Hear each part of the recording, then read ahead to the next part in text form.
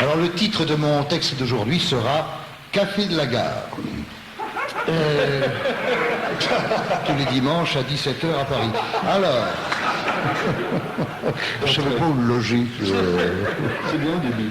Alors, on a dit à Chirac, bon, vous êtes allé au Bénin, et vous êtes allé en Allemagne, mais il y a un pays que vous devriez visiter, qui s'appelle la France. C'est très animé en ce moment. Et Jacques Chirac a répondu « Ah, elle !» Puis il a ajouté « Vous ne trouvez pas que c'est déjà assez le bordel comme ça pour que j'en rajoute ?»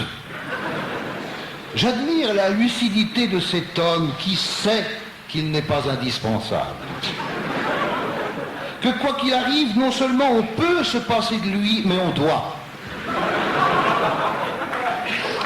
Si par exemple vous êtes victime d'une crevaison sur l'autoroute et que Chirac saute de son hélicoptère pour vous venir en aide, en chantant papa, instinctivement vous lui dites non, je me démerde tout seul, ne touchez à rien, ce n'est qu'une petite crevaison, remettez cette tronçonneuse dans le coffre et ciao. Bien sûr, entre deux sommets, il pourrait faire une petite escale à la télé pour nous dire ah, je ne démissionnerai pas. La France m'a donné un mandat et je le dépenserai jusqu'au dernier centime.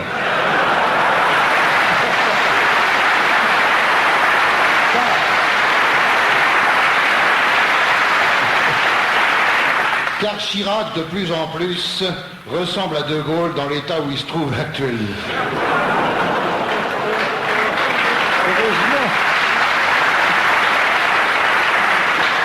Heureusement pour lui, Alain Juppé est assez grand pour affronter un pays en fièvre auquel il a dit « Je vais faire un geste ». Il a fait un geste. Pour les auditeurs qui nous écoutent, je viens de faire un bras d'honneur. Et il est prêt à en faire un second. Pour les auditrices qui nous écoutent, je viens de lever le majeur vers le haut. Et il y en a pour tout le monde. Tu veux poser une question?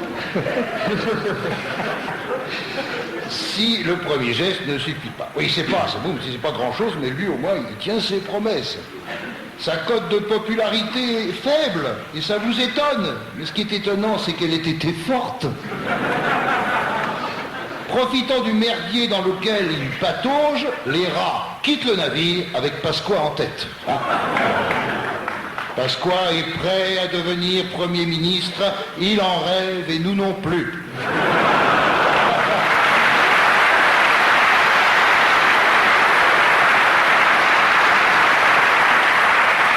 Son programme est prêt.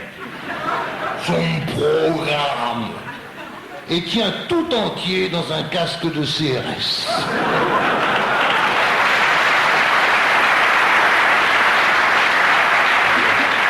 Pasqua, Premier ministre, quel merveilleux cadeau de Noël pour les étudiants qui redescendront dans la rue, connaissent le chemin, tandis que le président ira de sommet en sommet, sur ses fines pattes de héron, emmanchées d'un long cou, réagissant aux événements sociaux par un léger froufroutis de ses ailes frigides. Froute! Vole, mon bel oiseau, ton œuf est dans le nid. Oui, l'entends-tu, bel oiseau, qui fait déjà cuit-cuit.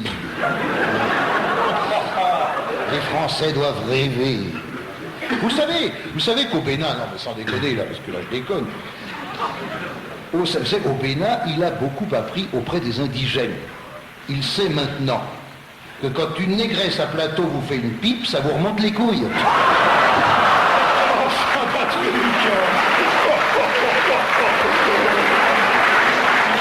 Croyez-en mon expérience, bah oui, bon. Eh ben c'est pas en Corrèze qu'on lui apprendrait ça. Hein? Parce qu'il y a des plateaux, mais il n'y a pas de négresse là-bas. Et Jospin ferait bien d'aller faire un stage à Cotonou pour se remonter le moral, parce que c'est pas terrible à gauche. Hein. Les chiens aboient, le héron volette. De pic en pic. Oh, le pic. Où est le pic? Pic, pic. Pour aller picorer quelques grains de millet dans la main d'Helmut Kohl et revenir en planant sur les tours de Notre-Dame pour nous annoncer et annoncer à la France exsangue: ah, l'Allemagne est toujours à l'Est. Avant de repartir vers le Cachemire pour assister au sommet de la plomberie, puis au Kamtchatka pour participer au sommet des créateurs de sommets. Françaises, Français, levez les yeux au ciel et voyez passer les soirs de pleine lune, lorsque le vent coquelle dans les arbrisseaux, ce grand volatile qui vous prendra sous ses ailes pour vous emmener au flunch. Sauf bien sûr si un chasseur lucide arrête de faire chier les palombes pour nous débarrasser des faisans.